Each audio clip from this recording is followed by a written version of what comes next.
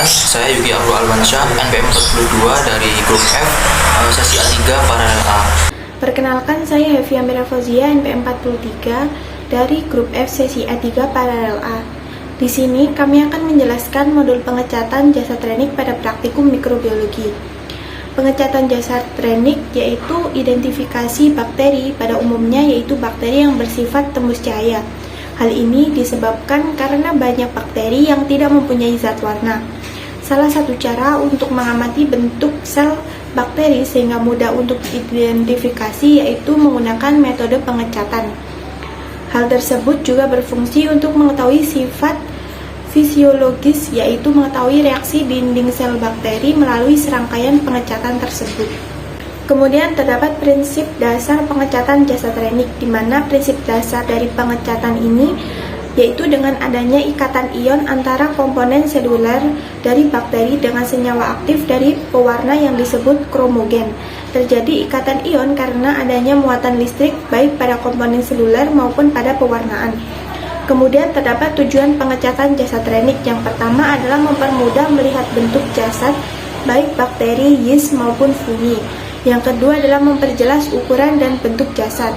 Yang ketiga adalah melihat struktur luar, dan kalau memungkinkan juga kita dapat melihat struktur dalam jasad renik. Yang keempat adalah melihat reaksi jasad terhadap pewarna yang diberikan sehingga sifat-sifat fisik dan kimia yang ada dapat kita ketahui. Kemudian terdapat macam-macam pengecatan jasad renik, dibagi menjadi dua, yaitu pengecatan sederhana dan pengecatan khusus, di mana pengecatan khusus ini terbagi lagi menjadi pengecatan gram, pengecatan Ziel-Nielsen, pengecatan spora, pengecatan negatif, dan pengecatan flagella. Di mana pengecatan sederhana ini yaitu pengecatan dengan menggunakan satu macam zat warna dengan tujuan hanya untuk melihat bentuk sel bakteri dan untuk mengetahui morfologi dan susunan selnya. Pengecatan ini dapat menggunakan pewarnaan basah seperti methylene blue, fuchsin, dan kristal violet. Kemudian kita masuk dalam pengecatan khusus. Yang pertama adalah pengecatan gram. Pengecatan ini bertujuan untuk membedakan spesies bakteri yaitu gram positif dan gram negatif berdasarkan sifat kimia dan fisika dinding sel mereka. Bakteri gram negatif adalah bakteri yang tidak mempertahankan zat warna metil ungu pada metode pengecatan ini sehingga menjadi warna merah atau merah muda, sedangkan bakteri gram positif akan mempertahankan warna metil ungu setelah dicuci dengan alkohol. Selanjutnya adalah pengecatan Ziel-Nielsen. Pengecatan ini merupakan pengecatan diferensial yang memilah bakteri menjadi kelompok tahan asam dan kelompok tidak tahan asam. Bakteri yang tidak tahan asam jika diberi zat warna pertama akan luntur sehingga mengambil zat warna kedua pada pewarnaan kedua, sehingga bakteri tidak tahan asam ini berwarna biru. Sedangkan bakteri tahan asam tidak dapat terlepas walaupun dilunturkan dengan asam, sehingga bakteri ini tetap berwarna merah. Yang ketiga adalah pengecatan spora. Spora dipanaskan bersamaan dengan zat warna tersebut sehingga memudahkan zat warna tersebut untuk meresap ke dalam dinding pelindung spora bakteri. Pada pengecatan spora ini dibagi lagi menjadi dua, yaitu metode Schaefer-Fulton, yaitu pewarnaan yang digunakan adalah hijau malaksit dan safranin. Yang kedua adalah metode Dorner, yaitu pewarnaan yang digunakan adalah karbon fuchsin yang dipanaskan dan negrosin. Yang selanjutnya adalah pengecatan negatif, di mana pengecatan negatif adalah pengecatan yang menggunakan pewarna asam sebagai pewarna utama, seperti negrosin, eosin, ataupun tinta Cina. Pengecatan negatif ini dilakukan pada bakteri yang sukar diwarnai oleh pewarna sederhana seperti Spirochaeta. Pengecatan negatif ini bertujuan memberikan warna gelap pada latar belakang dan tidak memberikan warna pada sel bakteri. Yang terakhir adalah pengecatan flagella. Prinsip pengecatan flagella adalah membuat organel tersebut dapat dilihat dengan cara melapisinya dengan mordan dengan jumlah yang cukup. Pada pengecatan flagella ini, larutan kristal violet bertindak sebagai pewarna utama, sedangkan asam tanik dan aluminium kalium sulfat bertindak sebagai mordan.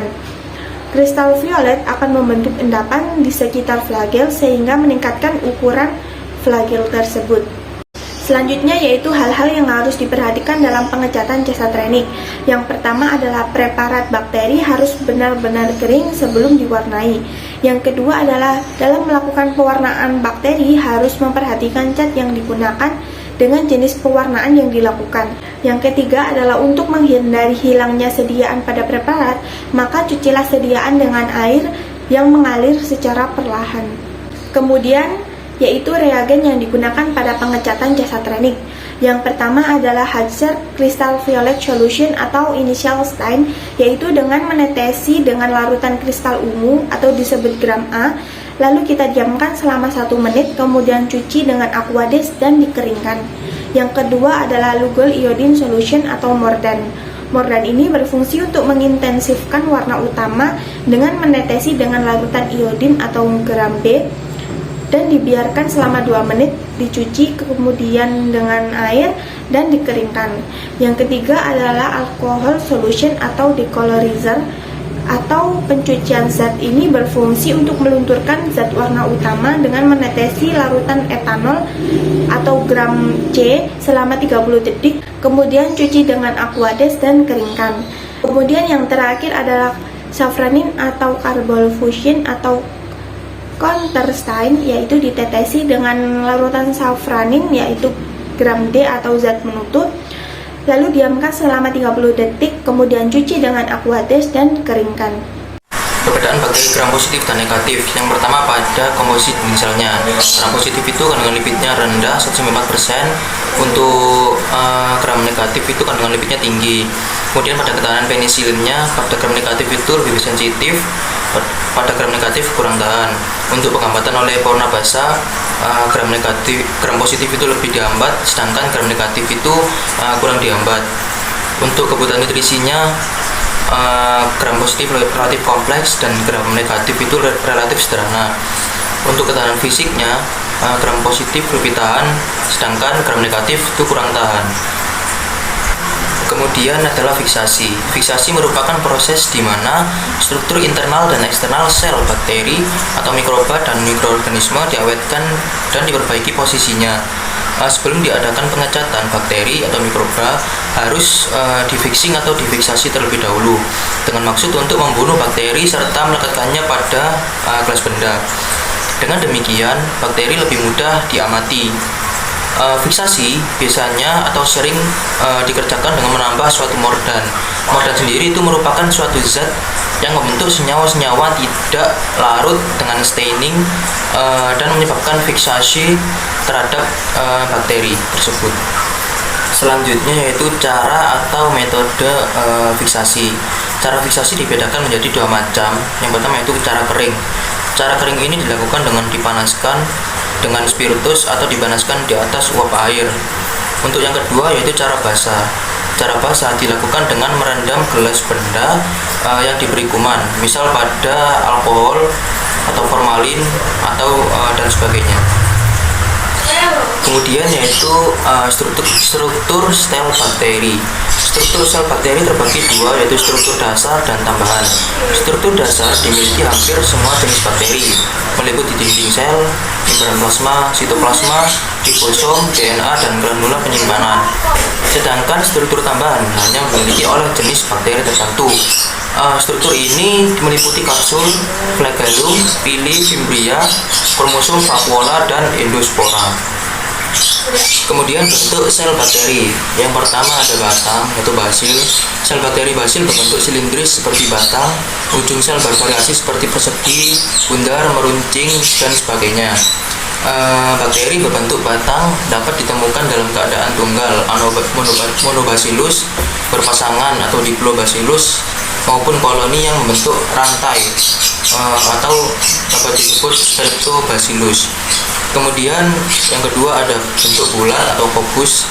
Sel bakteri bentuk kobus atau bulat berbentuk seperti bola. Bakteri kobus ada yang tersusun sendiri atau monokokus atau berkelompok. Bentuk bakteri kobus yang berkelompok ada 5 macam, yaitu bergandengan atau diplococcus, untayan anggur atau staphylococcus, rantai streptococcus, tersusun 4-4 atau tetracoccus, dan tersusun 8-8 atau sardina. Yang ketiga ada bentuk spiral atau spirillum.